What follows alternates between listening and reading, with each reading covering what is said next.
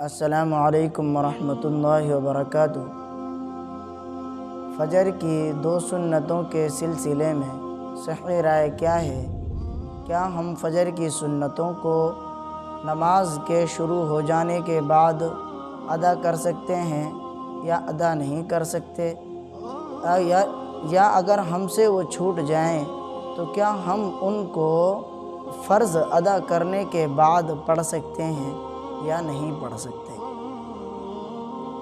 تو اس سلسلے میں خیال رکھنا چاہیے، فجر کی نماز سے پہلے جو 2 رکعت سنت ہیں یہ تمام سنتوں میں سب سے زیادہ مؤکد ہیں۔ حدیث کے اندر ان کی بڑی فضیلت اور بڑی تاکید آئی ہے۔ ایک حدیث میں اللہ کے نبی صلی اللہ علیہ وسلم نے ارشاد فرمایا، رکعت الفجر خیر من الدنیا وما فیہا، فجر کی 2 رکعت سنت دنیا وما فیہا سے بہتر ہیں۔ ایک روایت میں اور ارشاد فرمایا کہ فجر کی 2 رکعت سنت ادا پڑھا کرو اگرچہ تمہیں گھوڑے روند ڈالیں۔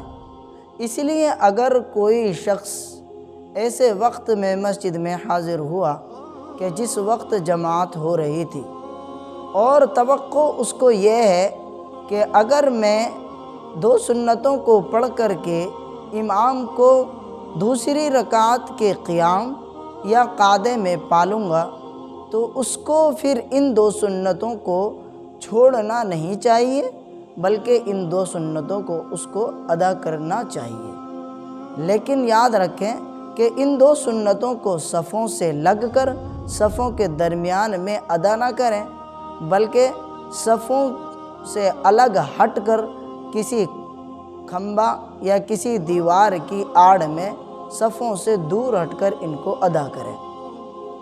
اور اتنا وقت نہیں تھا کہ وہ ان 2 سنتوں کو پڑھ کر کے وہ جماعت میں شریک ہو سکتا تھا، بلکہ اس کو یہ توقع تھی کہ اگر وہ ان 2 سنتوں کو پڑھنے لگ گیا تو اس کی نماز بالکلیہ فوت ہو جائے گی، تو اس کو پھر ان 2 سنتوں کو چھوڑ کر کے جماعت میں شریک ہو جانا چاہیے۔